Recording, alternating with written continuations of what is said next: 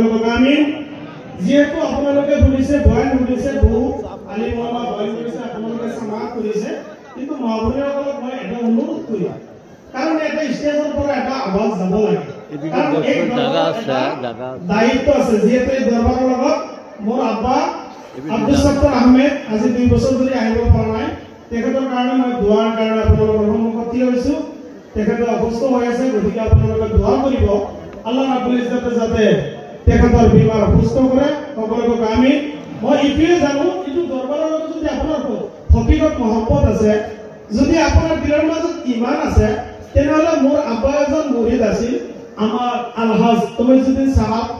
একাতল আমাৰ এই দৰবাৰৰ খলিফা হয় গতিকে যে একাত সকলে নিজৰ পৰিবাৰ নিজৰ মা ভনীসকল আনিছেনে খুদি চাব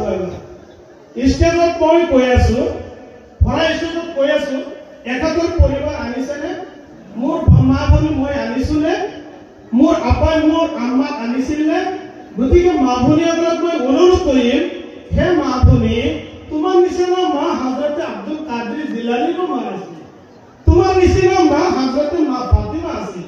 তোমাৰ নিচিনা মা গৌসে আজমৰ মা আছিল তোমাৰ নিচিনা মা খাজা গৰীব নৱাজৰ মা আছিল আব্দুল কাদিৰ জিলানী ৰাদিয়াল্লাহু তাআলাৰ মা গৰ্ভত থাকোতে আব্দুল কাদিৰ জিলানী যেতিয়া গৰ্ভত আছিল মাকে কোৰআন তিলাওয়াত কৰিছিল আৰু এই কোৰআন তিলাওয়াতৰ আব্দুল কাদিৰ জিলানী যেতিয়া ভূমিষ্ঠ হৈছিল 18 পাৰাৰ হাফিজ হৈ আহিছিল সুবহানাল্লাহ। হে মা ভনী তুমি যদি নেককাৰ হোৱা তুমি যদি আল্লাহওয়ালা হোৱা তুমি 70 জন আউলিয়াতকৈ শ্ৰেষ্ঠ হবা ও ভনী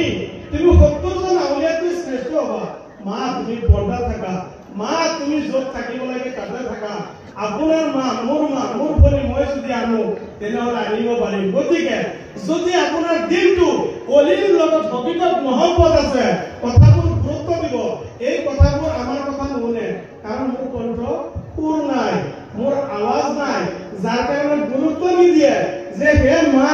তুমি যদি নেককাৰ হোৱা তুমি যদি আল্লাহওয়ালা হ'ব বিচাৰা তুমি যদি মা ফাতিমা খাতুনে জান্নাত ৰাদিয়াল্লাহু তাআলা আনহাৰ লগত জান্নাতত যাব বিচাৰা হে মা তুমি ঘৰত ইবাদত বন্দী কৰা তুমি আল্লাহৰ ওলিৰ লগত মহব্বত কৰিব বিচাৰিছা তেনেহলে তুমি কি কৰিব লাগিব পৰ্দাত থাকিব লাগিব তুমি বজাৰত যাব নালাগে তুমি এজনী মহিলা নেককার মহিলা যদি হয় সাইদুর রহমান আব্দুল আওয়াল রহমাতুল্লাহ আলাইহি ইফালে আমার গনি হুজুর কিবলা ইফালে আমার ইসমাইল হুজুর কিবলা ইফালে আমার কি আছে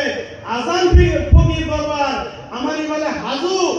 বাবার দরবার এনেকৈ আমি বিশ্বৰ মাজত 70 জন আউলিয়া আমি যেতিয়া বিচাৰি পাম আমি এজনী মা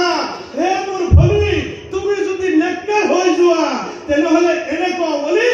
70 জনতকৈ তুমি শ্ৰেষ্ঠ হবা সুবহানাল্লাহ। হে মা তোমাক মই কামো কৰিছো এই দৰবাৰৰ গোলাম হৈ তোমালোকে ঘৰত থকা কাৰণ ইয়াতে তোমালোকক মই সুবিধা দিব নোৱাৰো কাৰণ তুমি মাজাৰৰ নিয়ত কৰি অহা নাই মই জানো কিন্তু হে মা তোমাক পেশাব পায়খানা কৰিবৰ কাৰণে সুবিধা দিব নোৱাৰো হে মা তুমি ঘৰত থকা তুমি যদি মোৰ বাবাৰ দৰবাৰত আহিব বিচাৰা বেলেগ দিনা আহিবা কিন্তু আজিৰ দিনটো আপুনি আহিলে আপোনাৰ কষ্ট দিয়া হ'ব আপুনি যদি নেককার হৈ যায় তেনেহলে হযরত মা ফাতিমা খাতুনে জান্নাত রাদিয়াল্লাহু তাআলা আনহাৰ লগত জান্নাতত যাব পাৰিব সুবহানাল্লাহ। এই কাৰণে আমি যদি ইমান আনিছো আল্লাহওয়ালা হৈছো আল্লাহৰ নেক কাম কৰিছো আল্লাহ আপোনাক কি কৰিব বেহেশত দিব জান্নাত দিব ইয়াৰ আবাদুল আবাদ তাতে থাকিব পাৰিব তাৰ পৰা কেতিয়াও আপোনাক ওলাই দিয়া নহব বেছি মই তাফসীৰ কৰিব নোৱাৰিলো সময় কম মই দোৱা ল'ব বিচাৰিছো যে মোৰ আব্বা বেমাৰ হৈছে মোৰ কাৰণে দোৱা কৰিব মোৰ আব্বাজনৰ কাৰণে দোৱা কৰিব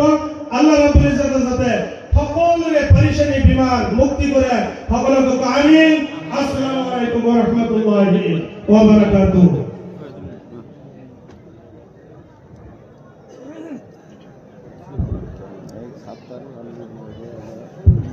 ধন্যবাদ মাওলানা আজিজুৰ ৰহমান সাহেব।